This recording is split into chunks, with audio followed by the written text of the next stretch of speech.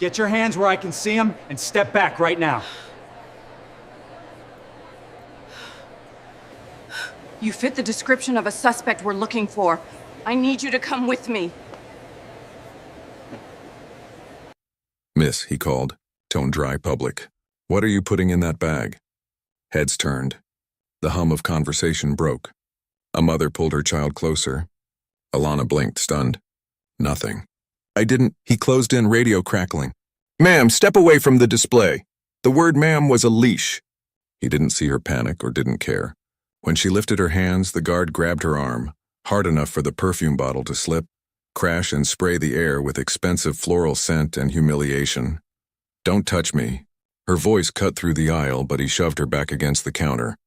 Someone started recording. Alana's chest heaved. The world narrowed to the red light of a phone camera, her heartbeat, and the officer's cold eyes. This is what happens, he hissed, when you people forget your place. The words hung like smoke, then a voice, not hers, shouted, she didn't steal anything. Security radios flared alive. Mall staff appeared, whispering. The perfume kept dripping from the shattered bottle, a slow, steady rhythm beneath the chaos. Alana met the camera's lens, trembling, fury burning behind her tears. Somewhere in the distance, the mall's intercom clicked on a single, sharp tone, just before everything went black. The perfume aisle was too bright. Mirrors, chrome, light bouncing off every surface like accusation. Alana Price moved carefully, one hand on her tote, the other brushing against glass bottles arranged in perfect rows. Her reflection looked uneasy. She wasn't doing anything wrong. Still, she felt eyes on her. A voice sliced through the low mall hum. Hey, you. Mall officer Derek Hanlon stood near the corner, buzz cut, sunglasses propped on his head though they were indoors.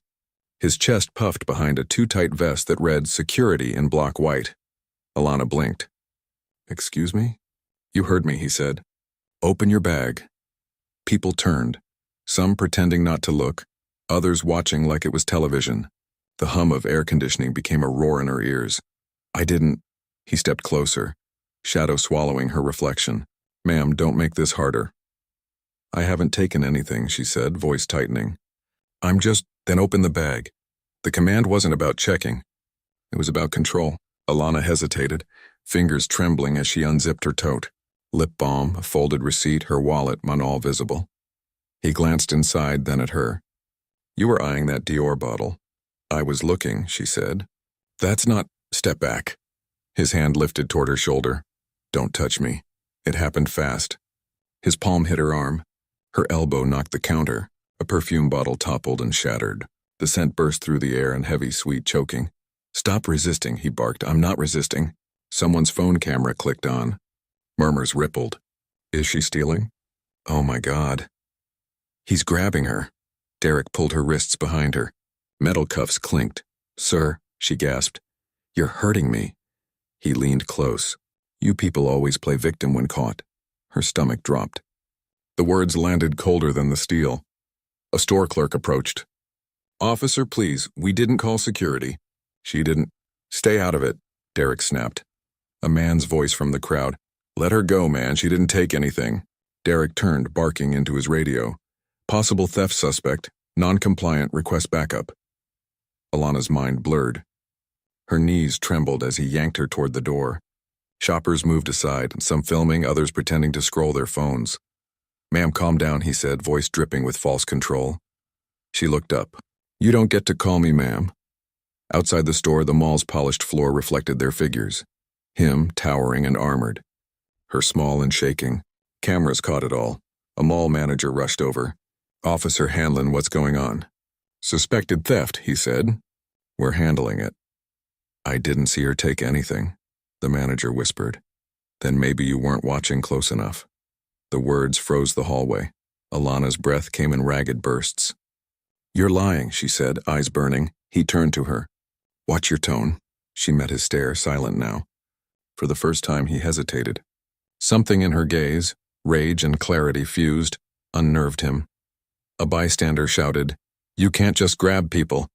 Derek's jaw twitched. Back away. The crowd thickened. Phones everywhere. Then, over the noise, a sharp chime sounded through the intercom system. A woman's voice began to speak, but the feed cut mid-word. Every light in the corridor flickered. The mall froze. Derek's radio hissed static. Alana stared up at him, cuffed wrists shaking. "You're done," she said quietly. Her words didn't echo, they landed. The static deepened. Somewhere in the security office, a monitor feed switched to black. The mall went silent. The video hit the internet before Alana reached home. It spread without warning. 28 seconds of humiliation looped endlessly. Derek's shove, her stumble, the perfume bottle shattering, his words. "You people always play victim." Every replay deepened the wound. By nightfall, the clip sat at 1.4 million views. Comments divided into two camps, outrage and denial. "Fire him now." She was aggressive. Another false race card. Alana sat on her couch, phone face down. The living room lights were off. She could still hear the echo of the mall. The crowds whispering, the metallic click of cuffs. The knock came soft. Jasmine let herself in, breathless, phone in hand. "Alana, it's everywhere." "I know. They're calling for his badge." Alana looked up. Her eyes were swollen, not from tears, but from exhaustion. "And half of them are calling me a thief." Jasmine set the phone on the table. "You need to see this." Alana didn't move. Jasmine pressed play anyway. News anchors spoke over the footage. The department has yet to comment. Witnesses claim the woman refused to cooperate. "That's not what happened," Alana said. "I know. They say I resisted. They always do." Silence thickened. The air smelled faintly of the same perfume, stuck on her jacket, impossible to wash out. Jasmine's voice softened. "Your name's trending," Alana flinched. "I didn't want this." "You didn't choose it." Alana rubbed her wrists, the mark still red. "They'll twist it until I'm the villain." Jasmine's phone buzzed. Notifications climbing, messages, reporters. "They want an interview." "No. This could help." I said no. The refusal wasn't anger. It was survival. She couldn't watch her pain turned into debate. Jasmine lowered her voice. "They're protecting him. You know that, right?" Alana exhaled sharply. "Of course they are." The TV flashed Derek's photo, uniform pressed, smile rehearsed. A caption, "Officer Hanlon commended for prior service." Alana's hands clenched. "Commended?" "PR strategy," Jasmine said. "Make him human. Make you a suspect." Alana stood pacing. "They'll say I provoked it. That I moved wrong. That I looked wrong. They can't erase the video. They don't need to. They just drown it in noise." Jasmine stared at her. "You should file a report. Against a cop?" Alana turned. "You think they'll listen?" "You can't do nothing. I can breathe. That's all I can do right now." Outside, sirens passed and faint, fading. The city moved on. Alana sank into the couch. "You know what hurts most?" "What?" No one stopped him. Not one person. They just watched. Jasmine looked away. People freeze. They don't know what to do. "They know," Alana said. "They just choose safety." Her phone buzzed again, an unknown number. Another buzz. Then dozens. She turned it off. Jasmine hesitated. "There's a hashtag. Justice for Alana." Alana stared at the dark screen. "That's not justice. What is then? Accountability, consequences. Silence that means peace, not suppression." Jasmine nodded slowly. "We'll get there." Alana shook her head. "You don't get there. You survive there." The TV flickered, breaking news. A mall spokesperson read from a statement. "We regret the misunderstanding that occurred today. Our security personnel acted within protocol to ensure the safety of patrons." "Misunderstanding," Alana repeated. "That's what they call it." Jasmine's jaw tightened. "They're scared. They'll spin until it burns out." "It won't burn out," Alana said. "It'll rot." Minutes passed in silence, then a new sound. The doorbell. Sharp, urgent. Jasmine froze. "Who?" "Don't." Alana stood, peering through the peephole. Two men in plain clothes, badges visible. She opened the door halfway. "Yes, Miss Price?" "Yes. I'm Detective Nolan, City Police. This is Officer Beck. We'd like to ask a few questions regarding the incident." Jasmine stepped forward. "She's not in a state—" "It won't take long," Nolan said. "Just a quick statement." Alana's voice steadied. "I already gave one. This is formal," he said. "Procedure." She stepped aside. They entered, not rudely, just decisively. Nolan glanced around. You live alone? Yes, mind if we record? I do mind, he smiled thinly. Understood, they sat. Questions came in polished rhythm. Her position, her words. Whether she raised her voice. Each phrased like concern. Each edged with accusation. Finally, Nolan said, You understand these situations can escalate quickly. Officers have to make split-second decisions. Alana met his eyes. You mean decisions like pushing unarmed women into glass? Beck shifted uncomfortably. We're just establishing facts. The video is the fact. Nolan scribbled something, closed his notebook. We'll be in touch. When they left, Jasmine exhaled. That was intimidation. I know. They're building a narrative. They already built it. Alana stared at the blank TV screen, her reflection faint against it. Now they're just painting it over me. The phone buzzed again, this time from her lawyer's office voicemail. She didn't answer. She sat back, eyes hollow. Tomorrow, Jasmine whispered. It'll be on every news channel. Alana nodded slowly. And by next week they'll have moved on. No, we won't let them, Alana didn't reply. The silence between them was heavy like aftermath. Outside, the city lights flickered through the blinds, staining the walls in golden shadow, a reminder that exposure could illuminate or burn, but never heal. The press conference began at noon. Polished podium, blue backdrop, flags arranged for symmetry, cameras positioned like weapons. Derek Hanlon stood beside the police chief, uniform crisp, badge gleaming. His jaw was square, his posture military. The chief adjusted the microphone. Yesterday's incident at the Capitol Mall has been reviewed internally, he began. Officer Hanlon acted according to established protocol in response to a suspected theft report. We regret that the encounter escalated. No apology, just procedure. Alana watched from her couch, arms folded, face blank. Jasmine sat beside her, jaw tight. They're already rewriting it, Jasmine said. Listen, Alana whispered. The chief continued. The department stands by our officers, but we also take allegations of misconduct seriously. An internal review will be conducted, reporters shouted questions. Was racial profiling a factor? Will the video evidence be part of the review? Why was the victim handcuffed despite lack of theft? The chief raised his hand. This is not a racial issue. This is about compliance, Alana's chest tightened. Compliance, that word again. The shield behind every abuse, Derek leaned toward the mic. It's unfortunate how social media distorts reality. I followed my training. My goal was de-escalation, Jasmine muttered. He shoved you into glass. Training, Alana said flatly. He's lying on camera. Doesn't matter, Alana said. The lie sounds official. The truth sounds angry. On screen, Derek's expression softened. I've received threats since the video went viral. My family's scared. I just want people to know I'm not a monster, the crowd of reporters murmured. Sympathy shifted. The narrative bent, Jasmine turned off the TV. That's it. They've flipped it. Alana stood, pacing. They always do. Victim to aggressor, aggressor to misunderstood. Jasmine followed her. We can counter it. Go public, tell your side, Alana stopped. And give them more to twist? No. Then what? Silence. Let them talk themselves into guilt. Hours later, Alana's phone rang. Unknown number again. She ignored it. Then another. Then the voicemail notification. Miss Price, this is David Chen, civil rights attorney. I'd like to discuss possible representation. She listened twice, then deleted it. That evening, her employer called. Human Resources. The voice was soft, scripted.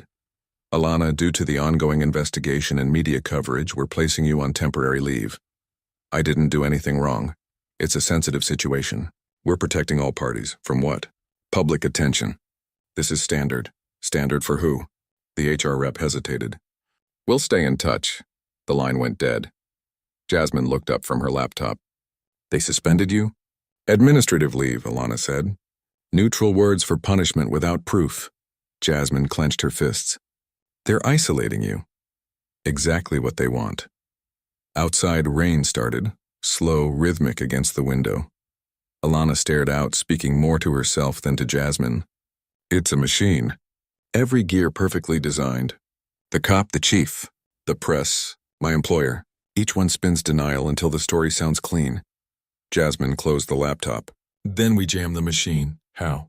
Evidence, witnesses, lawyers. They'll discredit them all. Then we drown them in truth. Alana turned. You think truth wins?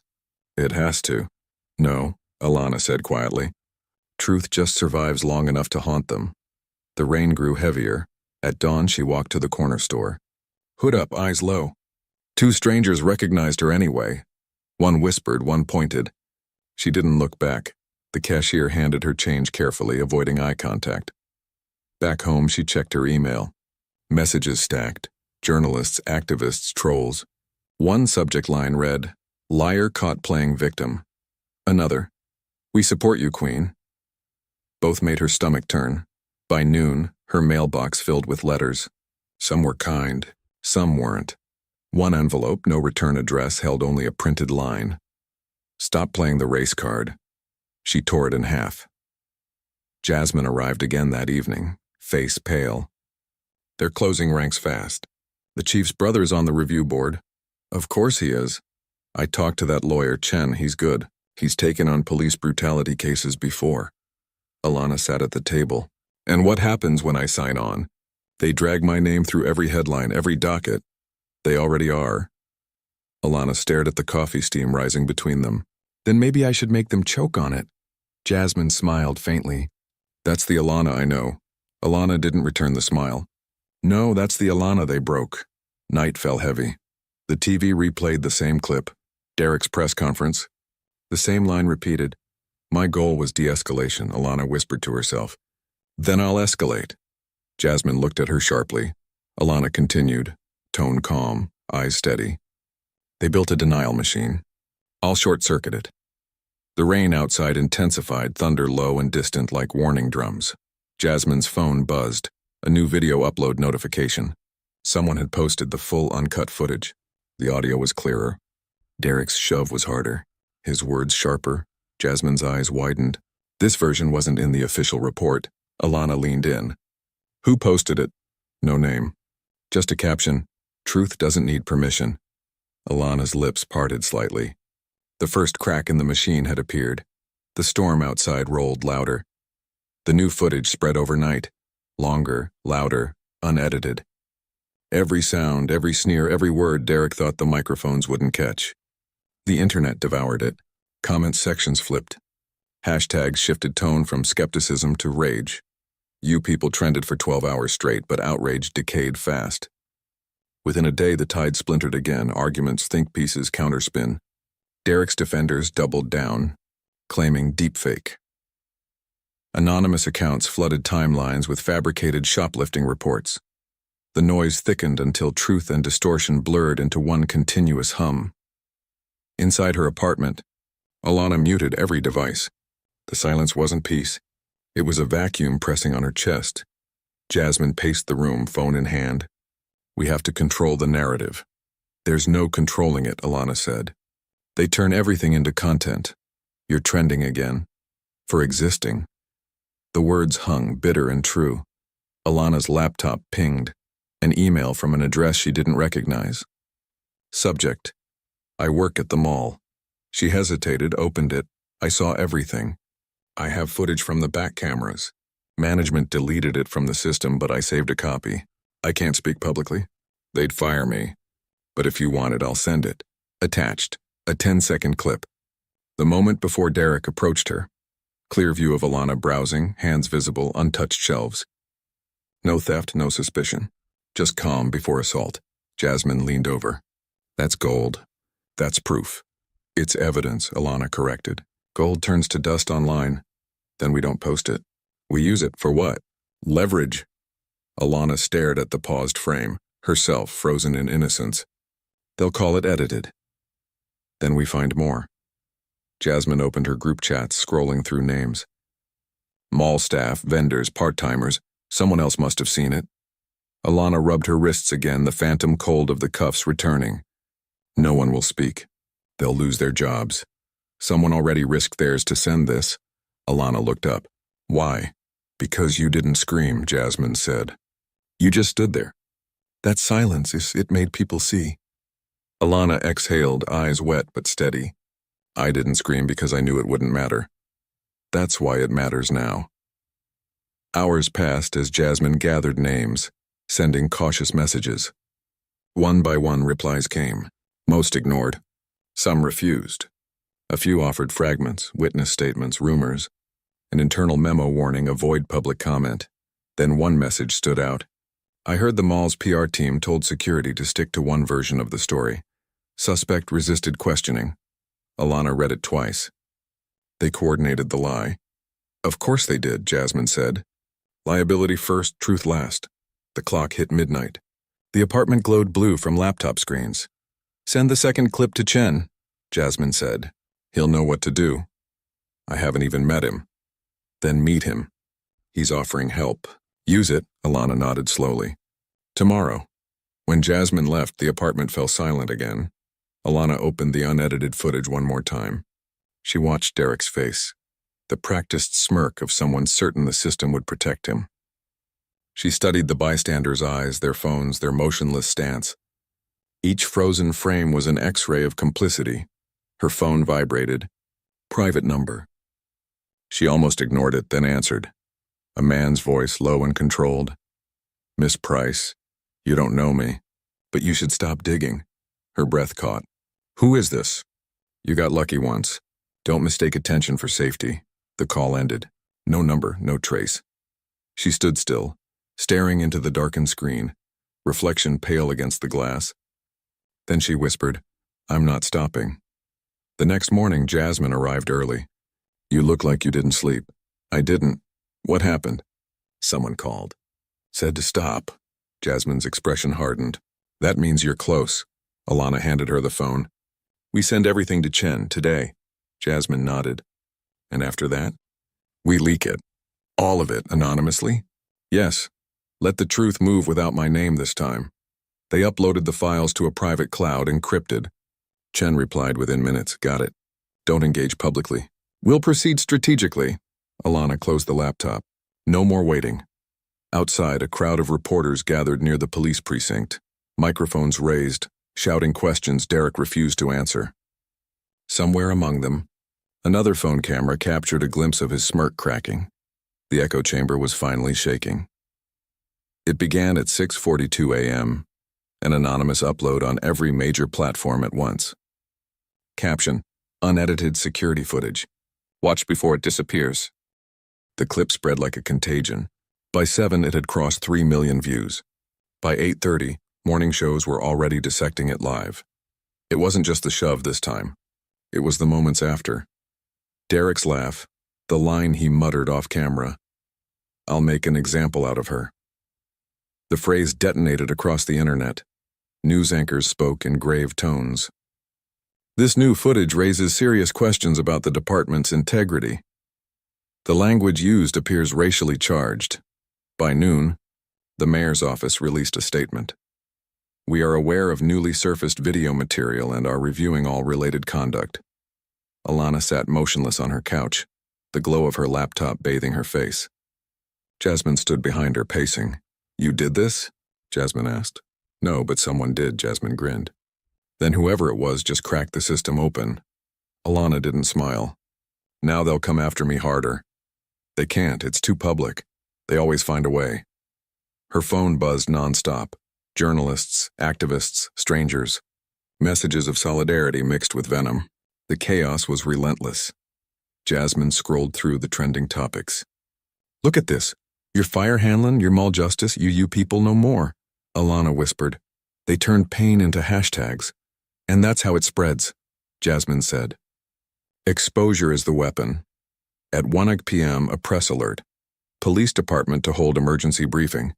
Derek appeared on screen again, but this time his composure faltered. He read from a prepared statement, voice tight. The video circulating online has been selectively edited and released without context. I acted according to my training and the threat assessment at the time. Reporters shouted over him. Was the racial remark fabricated? Why did you continue to detain her after witnesses intervened? Derek blinked hard, jaw flexing. I have no further comment. The cameras caught it, the sweat on his temple, the twitch of panic he tried to hide. Jasmine muttered, He's breaking. Not yet, Alana said. They'll protect him until he's a liability. Within an hour, internal emails leaked. The mall's PR team coordinating a joint statement with the department. Frame it as a misunderstanding of intent. Alana read it 3 times. They rehearse the denial. Then we make them rehearse the apology, Jasmine said. By late afternoon, cable networks split-screened the footage beside Derek's statement, dissecting his body language. Analysts debated racial undertones, procedural misjudgment, the limits of de-escalation, words that sanitized violence. Alana turned off the TV. They still won't say it. Say what? That it's racism, Jasmine nodded slowly. They never do. It's always an incident, a teaching moment, a conversation. Never a crime. The room fell silent. A notification flashed. Chen, the attorney, calling. Alana answered. Yes? Alana, we need to move quickly. This leak changes everything. The department's scrambling. The mayor's office reached out. They want a meeting. With me? Yes, and the mall's legal counsel. What do they want? Containment. They'll offer settlements, PR-managed apologies. But this is leverage, and don't back down. I'm not. Good, Chen said. Because if we time this right, we can force a civil action and a public admission. When the call ended, Jasmine grinned. He's right. They're scared. Alana stood by the window, looking down at the traffic. Fear isn't justice. Fear fades, then make it permanent, she turned. How? Force them into daylight. Every lie, every deleted file, every policy memo. Make them face themselves. Alana stared out again. That means destroying careers. They destroyed yours. For the first time, Alana didn't argue. That evening, protests formed outside the mall. Crowds held signs chanting her name. We see you, Alana. Justice, not excuses. The sound rose like a pulse through the city. Jasmine watched the live stream. You hear that? You started it. Alana shook her head. I didn't start it. He did. At 10:07 p.m., a new leak surfaced, an internal memo from the department itself. It listed Derek's prior complaints. 3 formal warnings. 1 for use of unnecessary force. None ever punished. The internet exploded again. By midnight, the mayor issued a new statement. Effective immediately, Officer Hanlon is suspended pending external investigation. Alana read it slowly. Suspended. Jasmine's tone was sharp. That's not enough. It never is, Alana said. Her phone vibrated again, an email from Chen. Tomorrow's meeting confirmed. 9 a.m. City Hall. Alana closed the laptop. The city outside pulsed with sirens, voices, light. Jasmine asked quietly, You ready? No one's ever ready for this. She looked at her reflection in the window, tired, hollow-eyed, yet unbroken. They wanted me silent, she said. Now they'll hear every word. Outside, the chants grew louder, echoing up through the glass. The machine had cracked open. The noise it made sounded like justice trying to breathe. City Hall reeked of disinfectant and staged sincerity. Cameras lined the hallway outside the conference room. Alana walked past them, chin level, expression unreadable. Jasmine followed, carrying a folder of printouts, leaked memos, transcripts, screenshots. Evidence that had forced the city to acknowledge what it preferred to ignore. Inside, the mayor, the police chief, and 3 legal advisors waited at a polished oak table. Chen stood beside Alana, his tone clipped when he spoke. My client is here to listen, not to be managed. The mayor smiled the way politicians do before retreat. Ms. Price, thank you for coming. We want to move forward constructively. Constructive would have been your officer not assaulting her, Chen said. The police chief interjected. Officer Hanlon's suspension is active pending review. Review by whom? Chen asked. An independent committee. Selected by your office, Chen replied. Silence. The mayor exhaled slowly. Let's be clear. The city doesn't condone racism. We've issued statements coordinated with the mall and engaged diversity consultants. Alana cut in. You mean you hired people to teach you how to sound sorry? The mayor's composure wavered. Miss Price, I understand your frustration. No, she said. You understand optics. That's not the same thing. The chief cleared his throat. We're considering departmental reforms. Chen leaned forward. Reforms don't erase what was done. We're preparing to file under civil rights violation and unlawful detention. The room shifted. The weight of legal consequence replaced the illusion of control. The mayor nodded once. Let's discuss settlement. Alana spoke before Chen could. No. Jasmine looked at her, startled. Alana, she didn't look away from the mayor. I don't want money. I want a statement from him. On record, the mayor hesitated. That's complicated. So is living as evidence of your system, Alana said. Silence stretched. The ticking wall clock became loud. Finally, the mayor said, We'll arrange a formal apology once investigations conclude. Not good enough, Chen replied. You'll draft it now. We'll approve the wording, and you'll make it public before the weekend. The chief's voice hardened. This isn't how these processes work. Chen turned to him. That's exactly the problem. The mayor folded his hands. We'll need assurance that Miss Price will not pursue further legal action. Alana said, You'll get nothing until I see accountability. Derek speaks publicly, no script, no lawyers whispering behind him. The mayor's jaw tightened. That could incite unrest. Then maybe the unrest was overdue. The meeting ended without agreement. Cameras waited in the hallway, flashing as they exited. Questions flew. Miss Price, do you accept the city's apology? Are you planning to sue? What do you want from this? She stopped at the microphone's voice even. I want what every black woman is told to wait for and respect before regret. Then she walked out. That night, news outlets replayed her statement on loop. Commentators called it defiant, powerful, polarizing. No one called it ordinary, though that's all she wanted it to be. Inside the department, panic spread. Emails leaked again. Officers warning of public perception collapse. Derek's union representative demanded reinstatement, claiming he was scapegoated to appease mobs. The chief held closed-door meetings, crafting new language to frame accountability as mutual reconciliation. By Thursday, a new announcement appeared. An independent commission will review procedural bias and retraining. Jasmine read the headline aloud. They're still dodging it. They're institutional survivors, Alana said. They adapt faster than truth. Then we hit them again. Alana looked up. No, we wait. They're about to destroy themselves. That evening, an internal memo leaked. This one from Derek himself, sent to his union. A tirade about being betrayed by weak leadership, fake investigations, and media vultures. The tone was angry, unfiltered.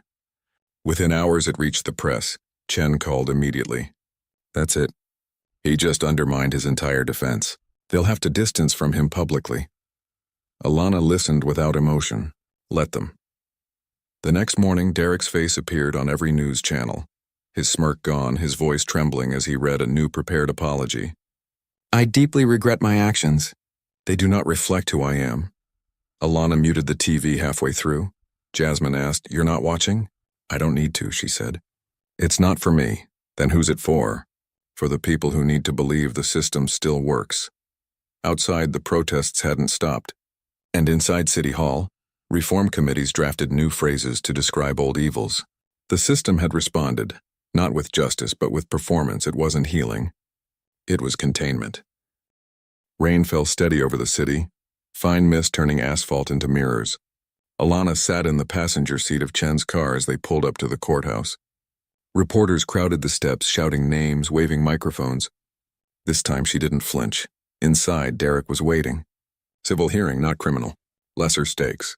Predictable outcome. The system always knew how to preserve itself. He looked smaller now. Thinner, unshaven, wearing a suit that didn't quite fit. When his eyes met hers, he blinked first. The judge entered. Proceedings began. Chen outlined the sequence. Unlawful detainment, physical assault, falsified report, reputational damage. Derek's attorney countered with procedure. Misunderstanding. Momentary misjudgment. The judge listened, impassive. Every sound in the room felt amplified. Pens clicking, pages turning, someone clearing their throat. Then Chen played the footage. All of it. The maul, the shove. The look on Derek's face, the bystanders frozen. The security memo. The leaked internal emails. The timeline was airtight. When it ended, silence filled the chamber. Chen spoke evenly. The truth was public long before today. We're here because institutions only move when forced to. Derek's lawyer stood. My client has suffered threats, loss of employment, and mental trauma. He's already paid a price. Alana's voice cut through. He paid nothing. He spent it. The judge looked at her, then nodded slightly. Miss Price, you'll have your turn. She rose, walked to the stand. Her statement was brief. I'm not here for punishment. I'm here for acknowledgement. I want the record to show what happened wasn't misunderstanding. It was instinct. His instinct. The system's instinct. To humiliate first and justify later. The judge asked, what do you want the court to do? Name it for what it was. Outside the chamber, the city watched the live stream. Comment threads split again. Defense, outrage, fatigue. But something had shifted. The tone wasn't disbelief anymore. It was recognition. The judge ruled 2 days later.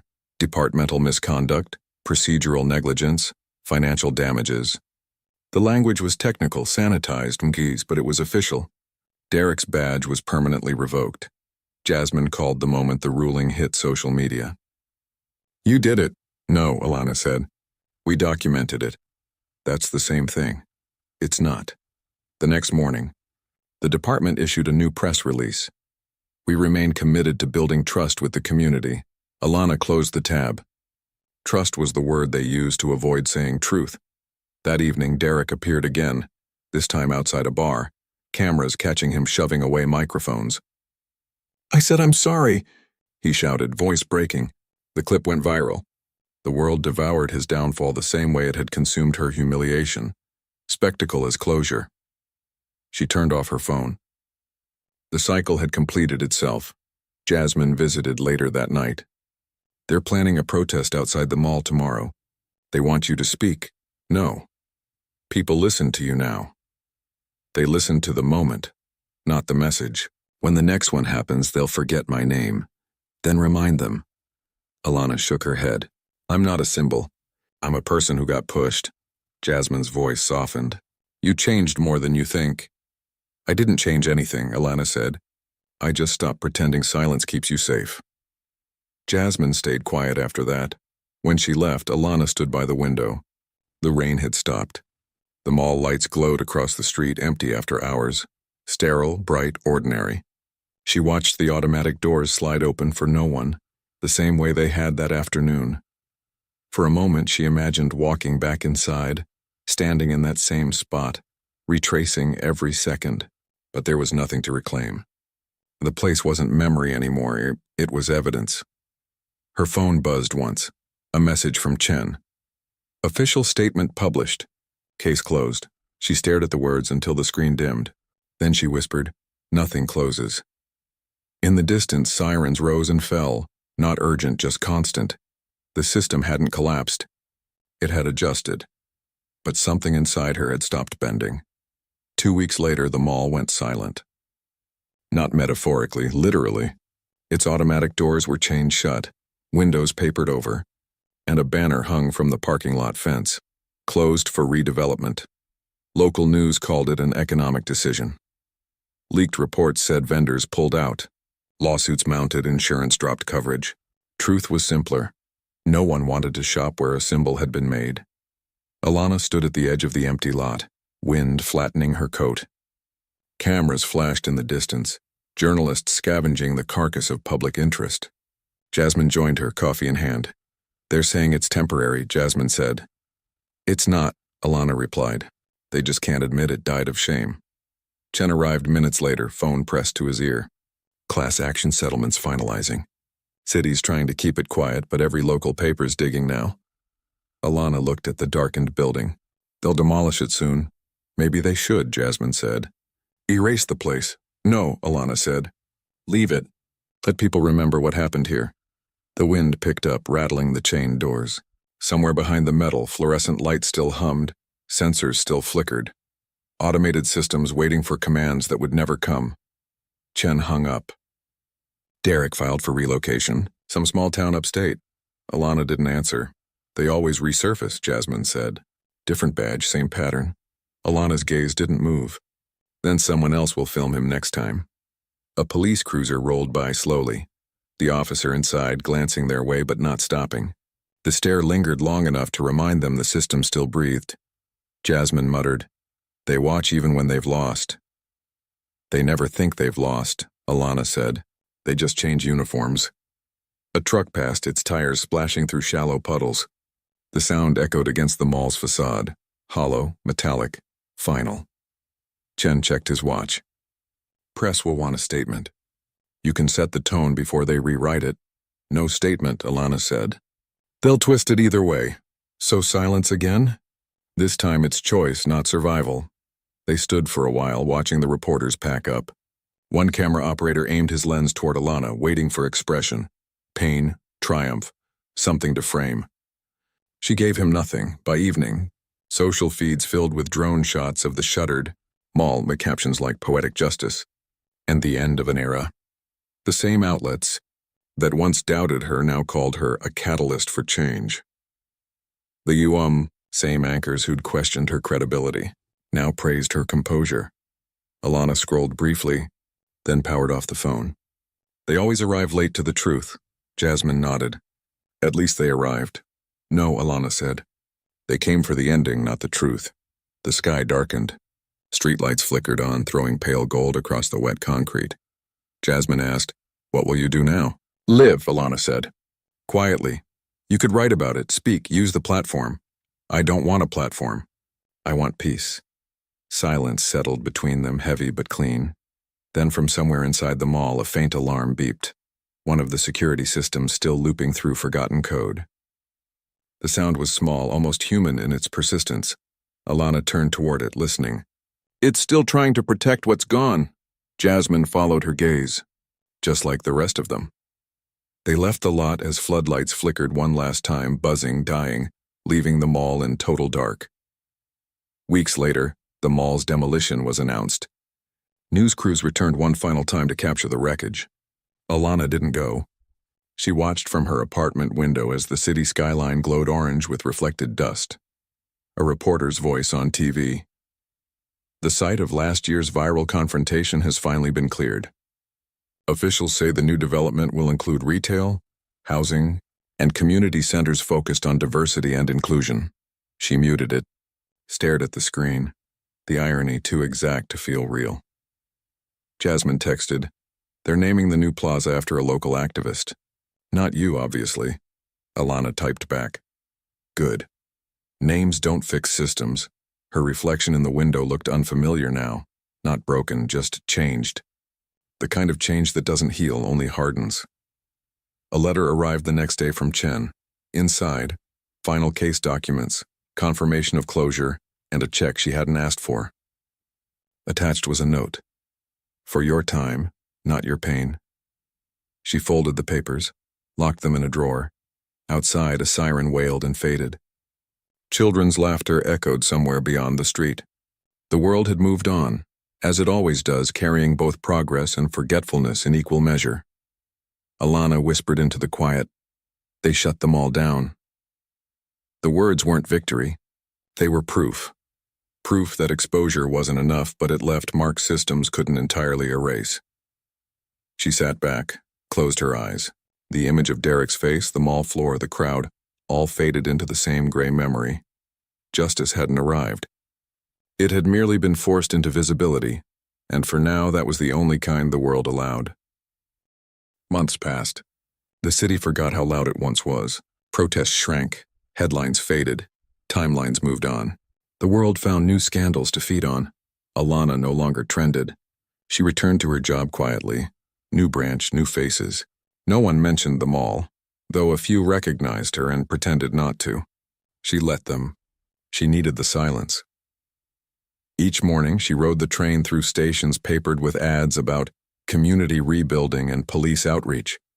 The slogans looked clean, printed in pastel fonts. Underneath, graffiti bled through faintly. No justice, just branding. The message never got scrubbed off completely. At the office, she moved through routines. Data sheets, client calls, polite smiles. The surface of normalcy. But small details broke through. A coworker flinching when she raised her voice slightly. Security guards watching her bag at the entrance longer than others.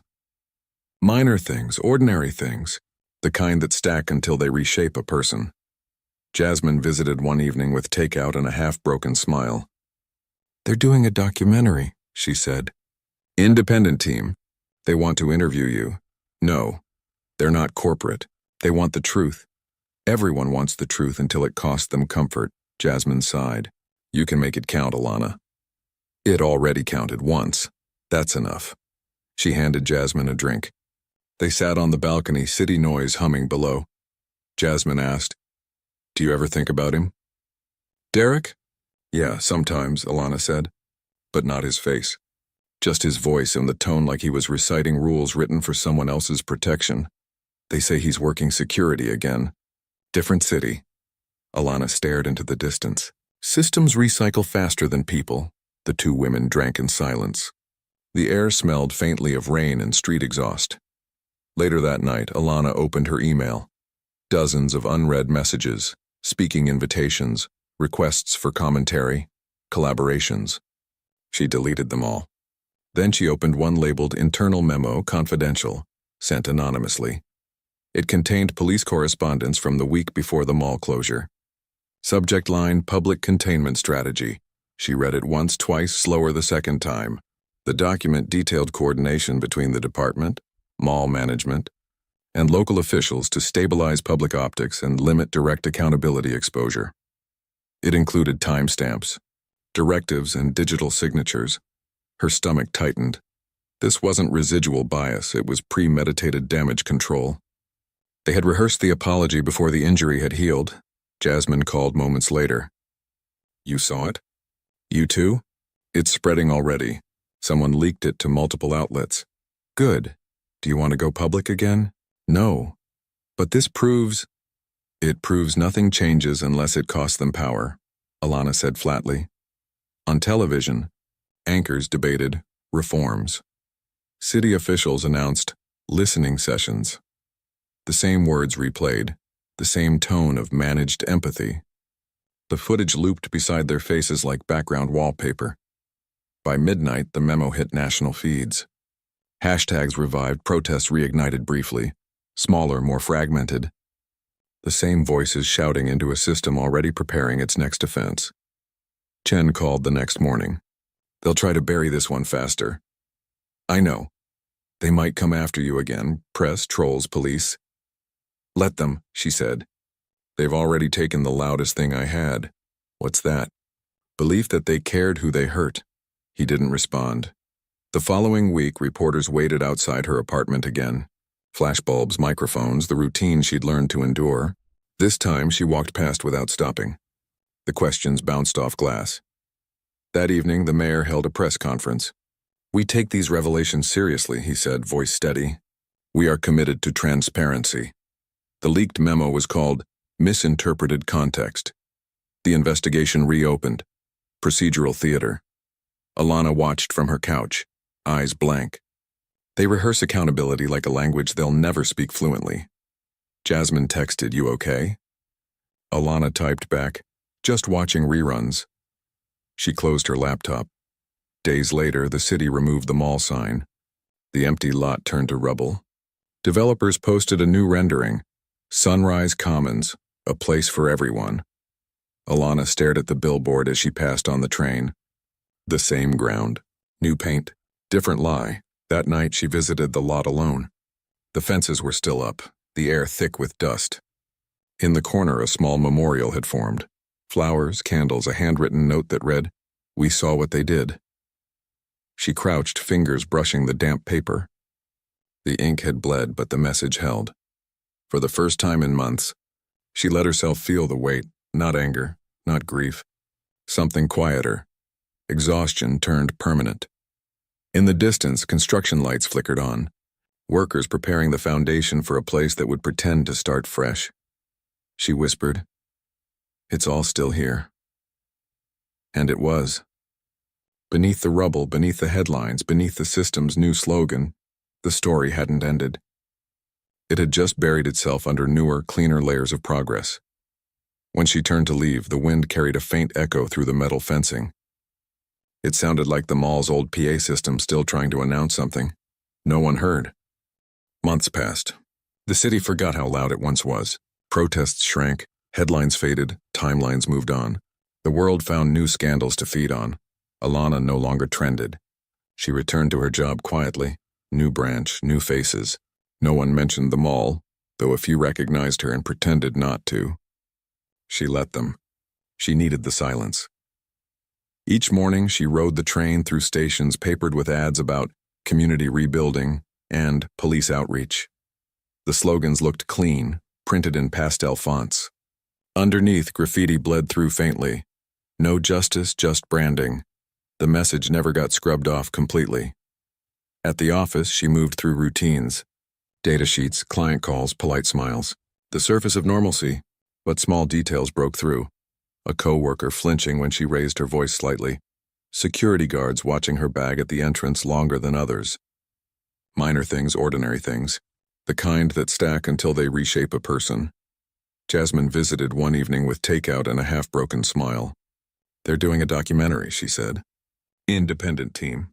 They want to interview you. No, they're not corporate. They want the truth. Everyone wants the truth until it costs them comfort." Jasmine sighed. "You can make it count, Alana." It already counted. Once. That's enough. She handed Jasmine a drink. They sat on the balcony, city noise humming below. Jasmine asked, "Do you ever think about him?" "Derek." "Yeah, sometimes," Alana said. But not his face. Just his voice. That tone like he was reciting rules written for someone else's protection. "They say he's working security again." "Different city." Alana stared into the distance.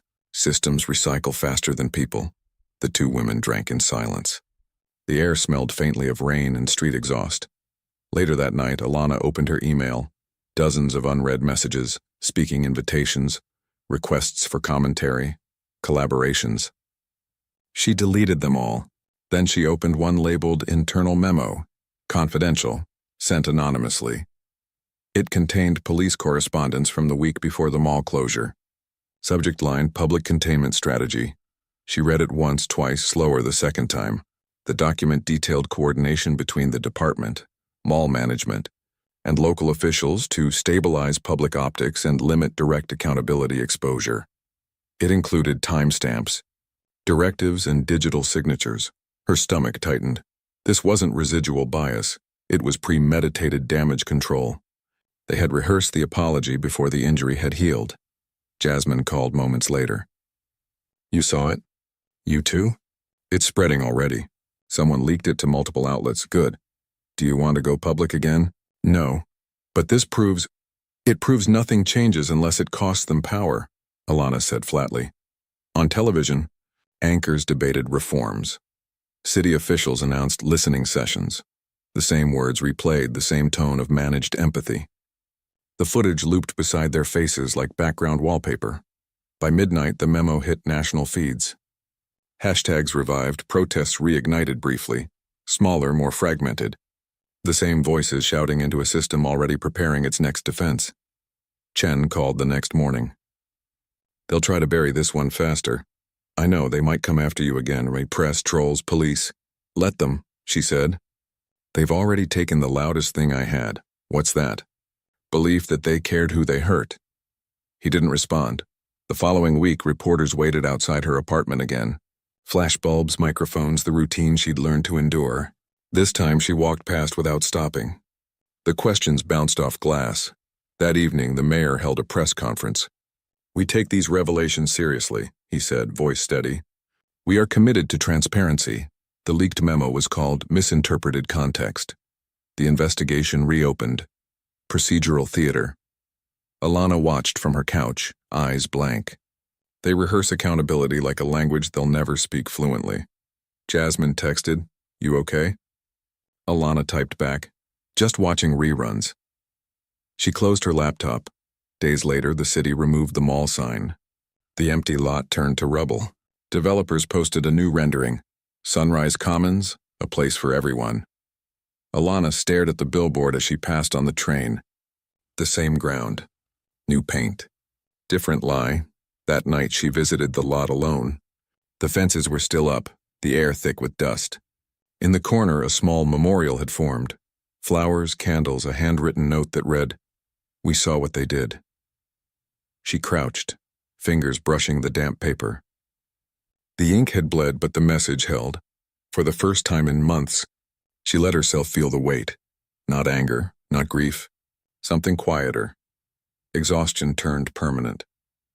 In the distance, construction lights flickered on. Workers preparing the foundation for a place that would pretend to start fresh. She whispered, "It's all still here." And it was. Beneath the rubble, beneath the headlines, beneath the system's new slogans, the story hadn't ended. It had just buried itself under newer, cleaner layers of progress. When she turned to leave, the wind carried a faint echo through the metal fencing. It sounded like the mall's old PA system still trying to announce something. No one heard.